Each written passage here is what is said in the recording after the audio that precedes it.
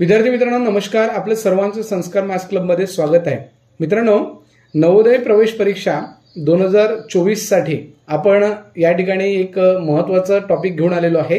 कारण नवोदय प्रवेश परीक्षा 2024 च्या अभ्यासक्रमातून काही विषय गणिताचे कमी करण्यात आलेले आहेत आणि तो अभ्यासक्रमात झालेला कोणता बदल आहे, तो अभ्यासक्रमात झालेला बदल आपण आजच्या या व्हिडिओमध्ये बघणार आहोत। तर त्यासाठी आपण सविस्तर माहिती जाणून घेण्यासाठी हा व्हिडिओ आपण शेवटपर्यंत नक्की बघा, जेणेकरून आपल्याला गणित विषयाचे कोणकोणते घटक कमी झालेत आणि कशा पद्धतीने आपण अभ्यास करावा यासाठी आपल्याला सोपे जाईल, म्हणून आपण हा व्हिडिओ शेवटपर्यंत बघत राहावा। चला तर आपण सुरुवात करूया।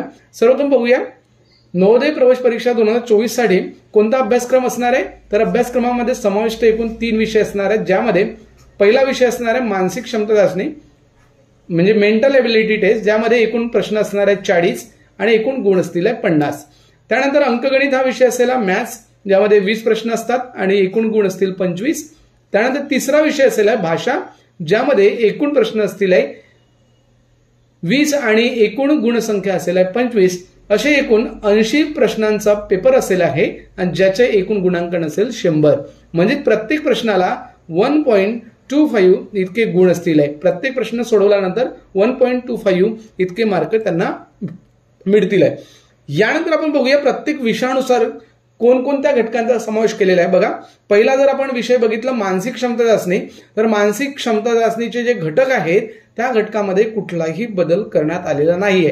जे घटक आहेत ते एकदा आपण बघून घेऊया कोणकोणते घटक आहेत। पहिला घटक आहे गटातनं बसणारी आकृती ओळखणे, प्रश्न संख्या 4 असतील। तंतोतंत आकृती म्हणजे शोधणे, हुबेहूब आकृती जिला आपण म्हणतो, तिथे सुद्धा आपल्याला 4 प्रश्न विचारले जातील। प्रश्न म्हणजे तिसरा घटक असणार आहे आकृती पूर्ण करणे, यामध्ये एकूण प्रश्न असतील 4।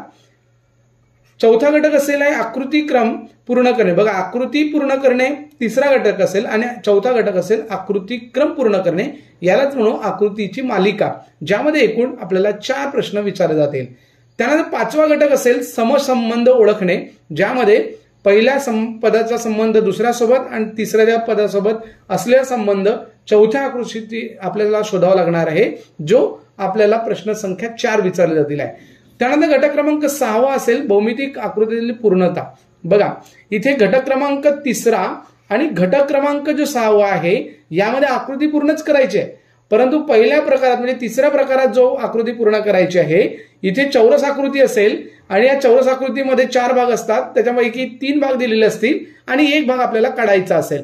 परंतु घटक क्रमांक 6 मध्ये आपल्याला आकृतीतील पूर्णता करायची आहे, म्हणजे त्रिकोण दिलेला असेल, त्रिकोणाचा काही भाग नाहीसा केलेला असेल, त्या त्रिकोणाला पूर्ण करायचं असेल।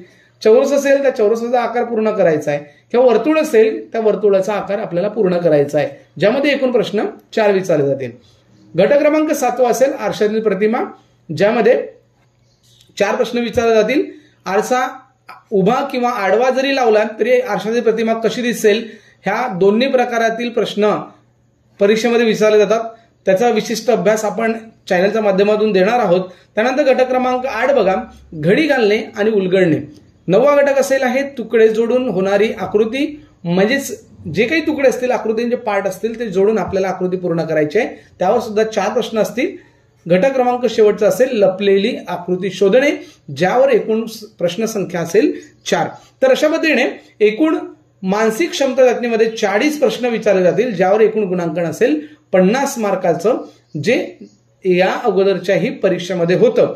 मधल्या कालावधीमध्ये 2018 मध्ये हा पॅटर्न बदलवण्यात आला 18-19 मध्ये, आणि तो पॅटर्न बदलवून आपल्याला इथे प्रत्येक घटकावर 5 प्रश्न अगोदर विचारण्यात येत होते। आता 5 ऐवजी प्रत्येक वेळेला प्रत्येक घटकामध्ये 4 प्रश्न विचारण्यात येतात। मागील 4 ते 5 वर्षापासून हा झालेला बदल लक्षात घ्यावा।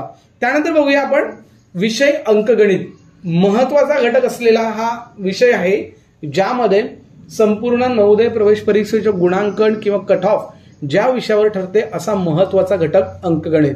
विद्यार्थ्यांना कठीण वाटणारा घटक आहे, परंतु याचा जर अभ्यास केला विद्यार्थी मित्रांनो तर अतिशय सोप्या पद्धतीने आपण याचा अभ्यास करू शकतो, आणि अभ्यास केल्यानंतर त्यावर आधारित जे काही प्रश्न असतील ते प्रश्न कसे सोडवायचं याचं सविस्तर मार्गदर्शन आपण या ठिकाणी बघणार आहोत। बघा, पहिला घटक असणार आहे या ठिकाणी संख्या आणि संख्यालेखन पद्धती, ज्याला नंबर सिस्टम म्हणतात। हा जसा अगोदर होता तसाच आहे। त्यानंतर दुसरा घटक आहे पूर्ण संख्यांवरील 4 मूलभूत क्रिया। तिसरा घटक आहे अवयव व गुणक आणि त्यांचे गुणधर्म, हा सुद्धा जसा अगोदर होता तसाच आहे। त्यानंतर दशांश पूर्णांक आणि त्यावरील मूलभूत क्रिया, या घटकावर सुद्धा आपल्याला प्रश्न येतात आहे आणि हा सुद्धा घटक जुनाच आहे। पाचवा सुद्धा घटक जुना आहे, दशांश पूर्णांक आणि व्यवहार्य पूर्णांक यांचे एकमेकांत रूपांतर। सहावा घटक सुद्धा जसा तसाच आलेला आहे। वस्तूंची लांबी, वस्तुमान, आकारमान, वेळ, पैसा यांचे वापर करण्यासाठी संख्यांचा उपयोग, हा सुद्धा घटक जसा तसाच आलेला आहे। त्यानंतर बघा घटक क्रमांक 7 बघा, गणितीय सूत्रांचे सरलीकरण, हा सुद्धा घटक जसा तसाच आलेला आहे, परंतु या ठिकाणी एक घटक कमी करण्यात आलेला आहे, व्यंजक अंदाजीकरण। हा जो घटक होता व्यंजक अंदाजीकरणाचा हा घटक कमी करण्यात आलेला आहे, म्हणजे हा घटक पूर्णपणे वगळण्यात आलेला आहे। हे महत्वाची बाब या ठिकाणी लक्षात घ्यावी। त्यानंतर घटक क्रमांक 8 आहे अपूर्णांक संख्या। अपूर्णांक संख्या हा 3ऱ्याच क्रमांकाला अगोदर दिलेला गेला होता, परंतु आता 8व्या क्रमांकाला दिला गेलेला आहे, ज्यामध्ये अपूर्णांकांची बेरीज, वजाबाकी विचारली जाणार आहे, गुणाकार विचारला जाणार आहे, परंतु अपूर्णांकाचा भागाकार या वेळेला अभ्यासक्रमातून कमी करण्यात आलेला आहे। अभ्यासक्रमामध्ये अपूर्णांकाचा भागाकार किंवा अपूर्णांकाची पदावली जरी विचारली गेली तरी त्या ठिकाणी अपूर्णांकाचा भागाकार येणार नाही। या ठिकाणी स्पष्ट सूचना नवोदय समितीने दिलेली आहे। अपूर्णांक आणि अपूर्णांकाच्या भागाकाराशिवाय अपूर्णांकाच्या ज्या क्रिया आहेत त्या क्रिया असणार आहेत। त्यानंतर बघा घटक क्रमांक 9 असणार आहे टक्केवारीची गणना न करता नफा आणि तोटा, म्हणजेच या ठिकाणी शेकडा नफा आणि शेकडा तोटा हा जो घटक होता, शेकडा नफा आणि शेकडा तोटा हा घटक पूर्ण कमी करण्यात आलेला आहे। फक्त या ठिकाणी साधा नफा आणि साधा तोटा या पद्धतीचे प्रश्न असणार आहेत, कारण इथे स्पष्ट सूचना दिलेली आहे नफा आणि तोट्याच्या टक्केवारीची गणना विषयातून सूट दिलेली आहे, म्हणजे ते कमी करण्यात आलेलं आहे। घटक क्रमांक 10 बघा, पुढचा घटक बघा, परिमिती, क्षेत्रफळ, बहुभुजांची परिमिती, जसं उदाहरणार्थ चौरसाची परिमिती, आयताची परिमिती, त्रिकोणाची परिमिती आणि क्षेत्रफळ। या ठिकाणी सुद्धा आपल्याला बदल झालेला लक्षात येतो। या ठिकाणी आपल्याला क्षेत्रफळ विचारला गेलेला आहे, परंतु घनफळ जो आहे हा घनफळ पूर्णतः वगळण्यात आलेला आहे। तरी पण लक्षात घ्या विद्यार्थी मित्रांनो, घनफळाची सुद्धा आपण तयारी करून घ्यायची, जेणेकरून घनफळावर जर आधारित आपल्याला प्रश्न आले तर आपण त्या पद्धतीने सोडवता येतील आहे। त्यानंतर बघा घटक क्रमांक 11, घटक क्रमांक 11 मध्ये कोनाचे प्रकार आणि त्याचे साधे अनुप्रयोग, म्हणजेच बघा नवीन घटक या ठिकाणी ऍड केलेला आहे, भूमितीचा भाग आहे, ज्या ठिकाणी कोनाचे प्रकार सुद्धा आता विचारले जाणार आहेत, ज्यामध्ये लघुकोन, काटकोन आणि विशाल कोन या कोणांसहित इतर काही कोणांचा सुद्धा समावेश असणार आहे। कोणकोणत्या पद्धतीचे कोण विचारले जाणार आहेत ते सुद्धा आपण पुढे सिलेबसमध्ये बघणार आहोत, त्यासाठी आपण चॅनल सबस्क्राईब करून ठेवा।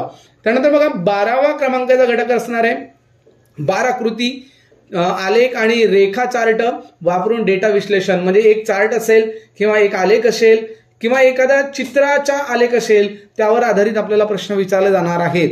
महत्वाचे हे 2 घटक या ठिकाणी ऍड करण्यात आलेले आहेत। या घटकांची माहिती आपण या चॅनलच्या माध्यमातून बघणार आहोत, त्यासाठी चॅनल आपण सबस्क्राईब करून ठेवा। असे एकूण गणितामध्ये 20 प्रश्न आणि एकूण गुण असलेले 25। आणि विद्यार्थी मित्रांनो, आपल्याला हा नवोदयचा ऑनलाईन क्लास जॉईन करायचा असेल तर आपण या क्रमांकावर व्हॉट्सअप करा, नक्कीच आपल्याला नवोदय प्रवेश परीक्षेची तयारी करायला सोपं जाईल आहे आणि आपल्याला नवोदय प्रवेश परीक्षेमध्ये यश सुद्धा संपादन करता येईल आहे। यानंतर बघूया विषय भाषा, यामध्ये एकूण 4 उतारे जसेच्या तसेच विचारण्यात येणार आहे, जे अगोदर विचारत होते तसेच प्रश्न आहेत बघा। 5 प्रश्न प्रत्येक उतारावर असतील आहे, म्हणजे एकूण प्रश्न 20 आणि एकूण गुण असतील 25। विद्यार्थी मित्रांनो, आपल्याला नवोदय प्रवेश परीक्षेची तयारी करायची असेल तर आपण नक्कीच या क्रमांकावर व्हॉट्सअप करा किंवा या क्रमांकावर कॉल करा। नुकतीच नवोदय प्रवेश परीक्षेच्या ऑनलाईन क्लासची बॅच आपण सुरू केलेली आहे आणि त्या ठिकाणी आपल्याला जॉईन व्हायचं असेल तर अवश्य जॉईन करा।